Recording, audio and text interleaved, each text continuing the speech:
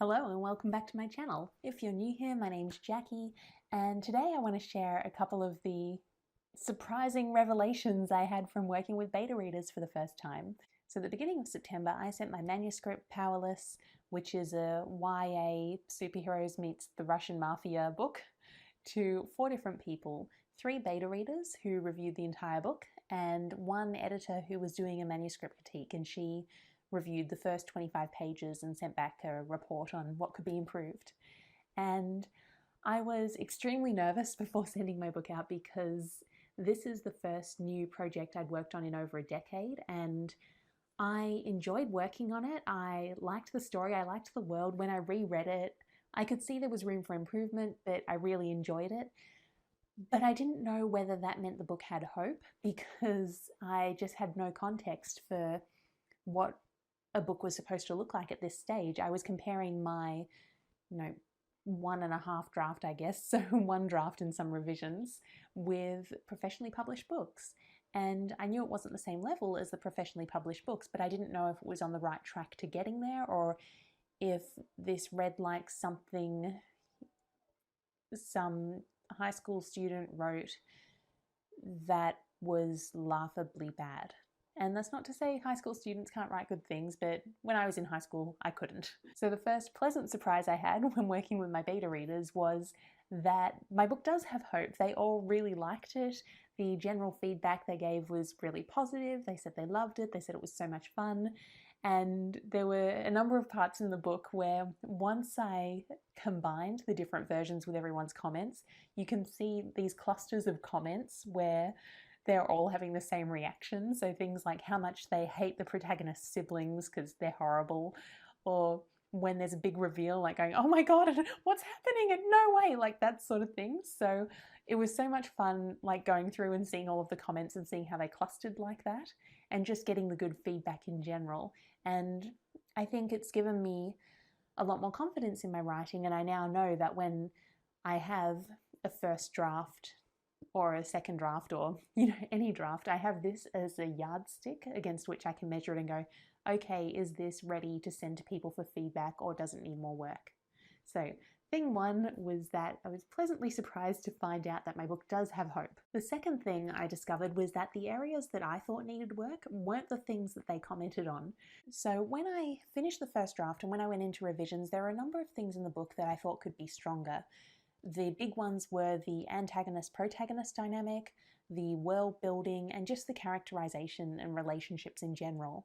And what's interesting is, of the 4 people who reviewed the book, none of them commented on any of that. Like, in terms of character, they said they felt the characters were really strong, and they could even see like how different characters were distinct, even if they didn't have that much time on the page. I loved comments on, especially on the siblings again, and on Hannah's father, like how much my readers hated him, which is what I wanted. So that was really good to see. And also the relationship between Hannah and her one good sister, Maria. I think almost everyone commented on how strong that relationship was and how it got them.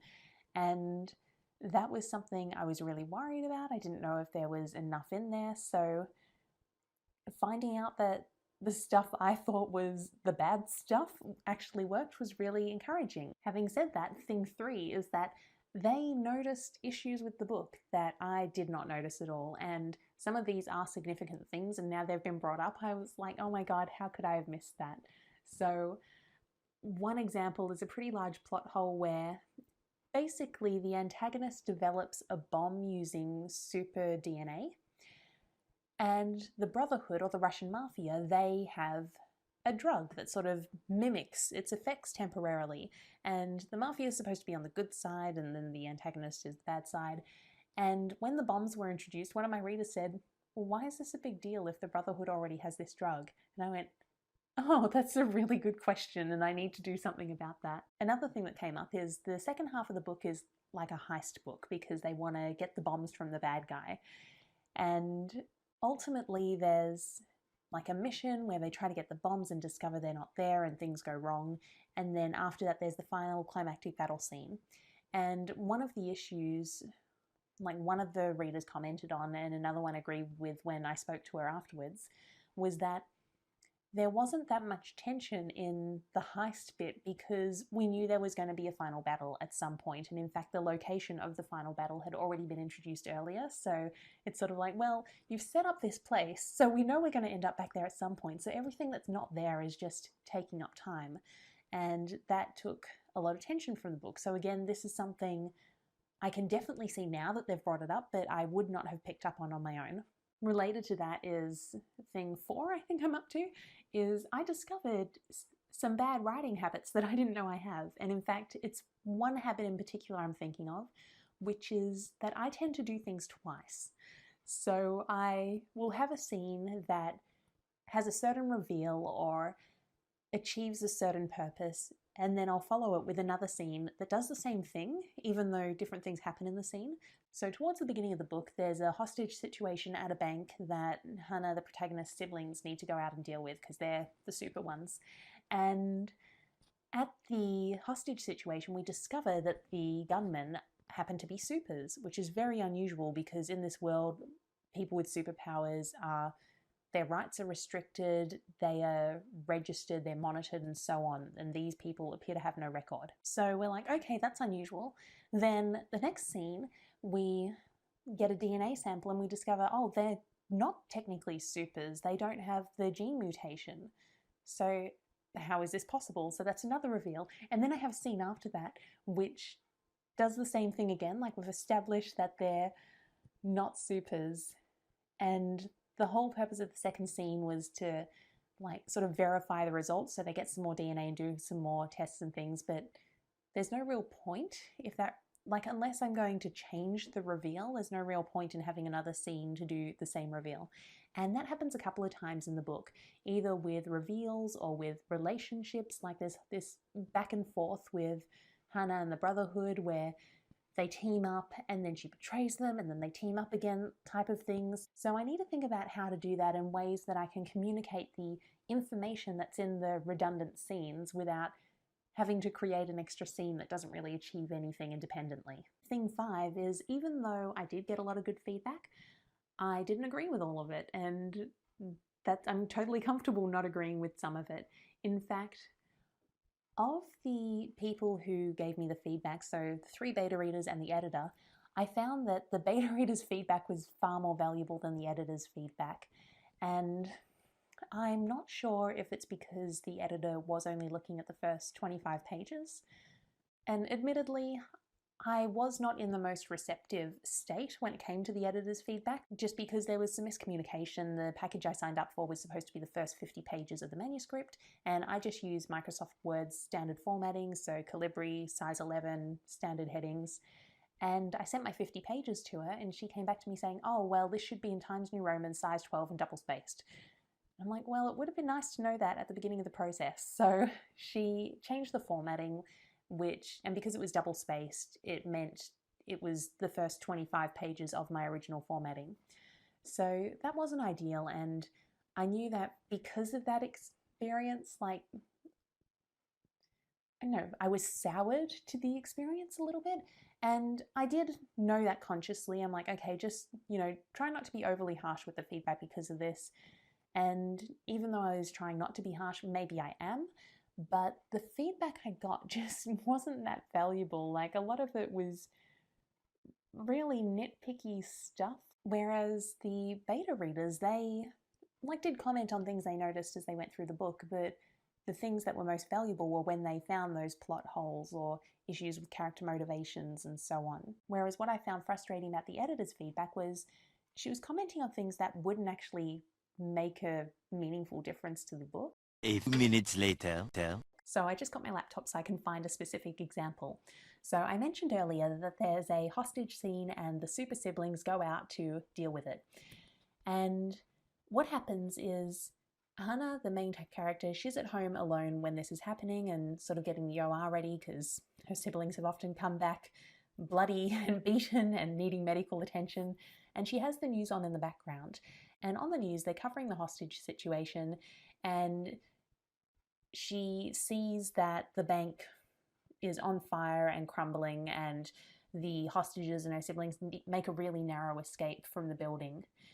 So we know that something unexpected has happened, something's gone wrong. Then her siblings get back and they don't really want to talk about it, but we can see that it wasn't a usual mission. So she goes online and searches YouTube or whatever the equivalent is in this world, and she finds some like live camera footage from one of the hostages who was recording on their phone.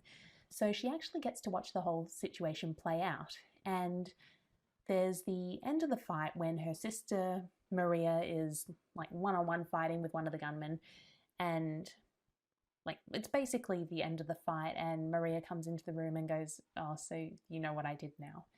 And the editor said, like, in fact, I'm just going to say what happened because it isn't that big a spoiler. It's at the beginning of the book. So Maria has fire powers, and this guy was also using fire powers at the time, and she burnt him. And when Maria interrupted Hannah watching the video, she saw Maria burning him. So we can assume that this is probably what caused the fire in the bank. Whereas the feedback the editor gave was, you know, what happens after she sets him on fire that leads to the explosion and the bank's destruction? And I'm struggling with a gap in understanding of how that mission ended. And I'm like, yes, there's a gap, but it's not necessary to be filled. We know the bulk of what happened on the mission. We know that it ends with the bank starting to collapse and a narrow escape. And we have this reveal, and we know that these are unregistered supers, and it's raised a question mark. Or then there were things that she commented on which I'd written that way intentionally. So one of the things in this book, which I didn't realize was one of the strengths, but someone else gave me feedback on it, was that there are a lot of reveals, and the reveals are quite surprising. Half of the time they're surprising because I didn't know they were coming. I was doing it for NaNoWriMo and I hadn't planned that well. But there are reveals throughout the book, and the goal of the reveals is for them to be surprising. And one of the things that happens towards the beginning of the book is you're introduced to this character and you don't immediately know who she is or her significance in the world. And the editor wrote down, hang on, I'm going to find word for word what she said.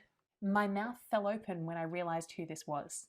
So that is a good reaction. That's the reaction you want when you have a surprising reveal.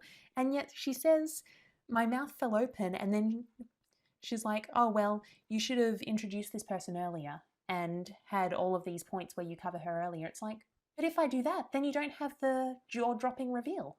So that defeats the purpose of why I wrote it that way. So I was very frustrated with that feedback. Having said that, there were some things my beta readers said as well that I'm not going to be addressing. So Nicole Wilbur, for instance, she was one of my beta readers. She mentioned that there were two scenes, two of those doubling up scenes that I mentioned earlier. And it's when Hannah is escaping from home and she sort of gets forced out and falls out the window, and her sister says, don't bother coming back until you have powers. And then in the next chapter, the next scene, her siblings catch up to her, and basically there's sort of a fight chase scene when they try to catch her. And she said that the falling out of the window in that sentence felt like, you know, closing that chapter and it's time to move on to the next thing. Whereas having the next chase scene with the siblings, that was sort of doing the same thing over again, which I agree with 100%. However, I'm not going to change that because I really like the scene, but also because, one, I do really like the scene. Two, I think this is supposed to be a superhero action book, and that's like the first real action scene that the protagonist is a part of. And also I think it's interesting to see the siblings turn their powers on their sister, and also to see like one of the siblings is a complete sadist sociopath. He's amazing, I love him. But seeing his powers in action as well, because you can't really understand them unless you're experiencing them, I really like that moment. So that's a case where I think the feedback was good and it was valid, but I'm still choosing not to go ahead with it. And then finally, thing 6, I think I'm up to, is that this has caused me to rethink my process. So I did the first draft for NaNoWriMo last year, so I wrote it in November and December 2019. And then I looked at the revisions in July and August this year, so for Camp NaNoWriMo. And my goal with doing revisions was that I wanted to send the best possible book out for feedback, because I thought if it's a really rough draft, the things I'll get feedback on are probably things I'll notice anyway and can improve. And having gotten this feedback, I'm realizing that maybe it would be better to send it out when it's a first draft. And the reason for that is because, as I said earlier, the things that I thought were problems weren't actually problems for my readers. And part of that could have been the work I did in revisions, but to be honest, I didn't change that much. Like, I added in some flashback scenes. There was a new scene I added. There was one scene that I replaced. But other than that, there were fairly minor tweaks throughout. So a lot of what they were reading was what was from the first draft. And I think that if I'd sent it out at the first draft stage and had gotten all of that feedback early, then when I'd done revisions, I would have had much more structure and a much more concrete approach about what really needed dealing with. And who knows, maybe I'd have a book that I'm ready to send out on submission now, rather than getting to this stage and feeling like, oh, I need to revise again. Or who knows, maybe I would have sent it to beta readers and done the revisions and then done another round of beta reading anyway. Who knows? But I do think for my own process, it would be helpful to send it out for beta readers early. One, because the feedback will help with revisions. And the other thing is that I like the idea of work still happening on the book, even if I'm not the one actively working on it. Because what happened this year was that I finished in December and then didn't pick it up again for 6 months. And that was because in April, I was working on a different project for Camp NaNoWriMo, and then I started a new job. So I just didn't have the capacity to look at it until later. And that's 6 months when it could have been getting read and getting feedback. And then when I got to revisions, it would have been far more productive, rather than me having a couple of ideas about things I could add. And then basically for the second half of the book, like if you see my Camp NaNoWriMo vlogs, you'll see that from about 40,000 words until 72, I think the book is now, I didn't really change anything. And I'm reading through it and talking to the camera going, I don't feel like anything needs to change. Like, am I missing something? And I think getting that feedback earlier would mean that I wouldn't have that experience where I'm going through the book and just not knowing what to do and feeling like I'm wasting this revision time. So, all in all, the beta read experience was a really good one, and thank you so much to my beta readers and editor, so Chris, Nicole, Sarah, and Sarah. And whenever you have anything that needs a beta read, I am here for you. So now I'd like to hear from you. What's your experience been like working with beta readers? What point in the process do you think it's helpful to get their feedback, and what type of feedback do you ask for? And is it different depending on where you are with your draft? Please let me know in the comments, give me a big thumbs up, and I will see you next time. Bye.